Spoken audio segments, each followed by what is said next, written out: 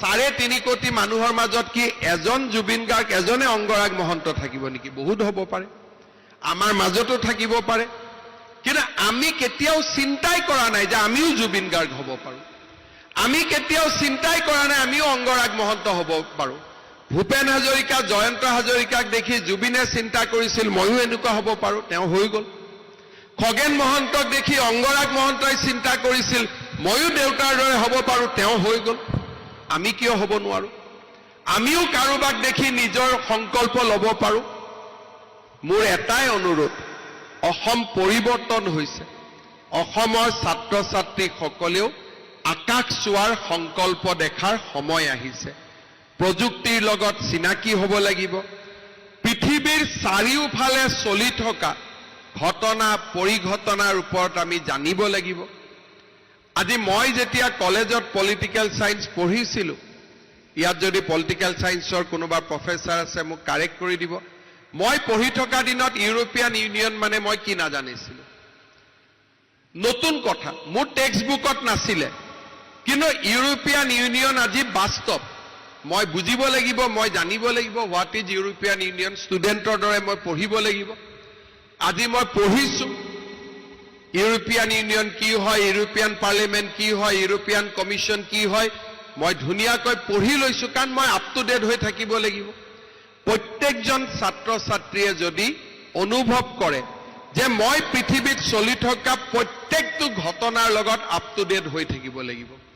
আজি ৰাছিয়া আৰু ইউক্ৰেইনৰ যুদ্ধ 4 বছৰৰ পৰা চলি আছে। এজন যদি মই ছাত্ৰ ছাত্ৰীক সোধো, হিষ্ট্ৰী ষ্টুডেণ্টক, পলিটিকেল সায়েন্সৰ ষ্টুডেণ্টক, ইকনমিক্সৰ ষ্টুডেণ্টক, যে যোৱা 4 বছৰ যে ৰাছিয়া আৰু ইউক্ৰেইনৰ যুদ্ধ চলি আছে, কিয় চলি আছে, আমি যদি কোনেও উত্তৰ দিব নোৱাৰো, আমি কেনেকৈ বহল পৃথিৱীখনত আগুৱাই যাব পাৰিম? যিখন যুদ্ধই তৃতীয় বিশ্বযুদ্ধৰ ফালে গোটেই পৃথিৱীক লৈ গৈ আছে, আমি যদি তাৰ বিষয়ে খবৰেই নাপাওঁ, আমি কেনেকৈ আগুৱাই যাব পাৰোঁ? ক'ত আমাৰ শিক্ষা সামৰণি হ'ব? কিতাপত লিখা শিক্ষাই সেই শিক্ষা নহয়। পৃথিৱীৰ চাৰিওফালে চলি থকা ঘটনা পৰিঘটনাবিলাকৰ বিষয়ে আমি জানিব লাগিব। 3.5 কোটি মানুহৰ মাজত কি এজন জুবিন গাৰ্গ এজনে অংগৰাগ মহন্ত থাকিব নেকি? বহুত হ'ব পাৰে, আমাৰ মাজতো থাকিব পাৰে, কিন্তু আমি কেতিয়াও চিন্তাই কৰা নাই যে আমিও জুবিন গাৰ্গ হ'ব পাৰোঁ। আমি কেতিয়াও চিন্তাই কৰা নাই আমিও অংগৰাগ মহন্ত হ'ব পাৰোঁ। ভূপেন হাজৰিকা, জয়ন্ত হাজৰিকাক দেখি জুবিনে চিন্তা কৰিছিল ময়ো এনেকুৱা হ'ব পাৰোঁ, তেওঁ হৈ গ'ল। খগেন মহন্তক দেখি অংগৰাগ মহন্তই চিন্তা কৰিছিল ময়ো দেউতাৰ দৰে হ'ব পাৰোঁ, তেওঁ হৈ গ'ল। আমি কিয় হ'ব নোৱাৰোঁ? আমিও কাৰোবাক দেখি নিজৰ সংকল্প ল'ব পাৰোঁ। মোৰ এটাই অনুৰোধ, অসম পৰিৱৰ্তন হৈছে। অসমৰ ছাত্ৰ ছাত্ৰীসকলেও আকাশ চোৱাৰ সংকল্প দেখাৰ সময় আহিছে। প্ৰযুক্তিৰ লগত চিনাকি হ'ব লাগিব। পৃথিৱীৰ চাৰিওফালে চলি থকা ঘটনা পৰিঘটনাৰ ওপৰত আমি জানিব লাগিব। আজি মই যেতিয়া কলেজত পলিটিকেল সায়েন্স পঢ়িছিলোঁ, ইয়াত যদি পলিটিকেল সায়েন্সৰ কোনোবা প্ৰফেচাৰ আছে মোক কাৰেক্ট কৰি দিব।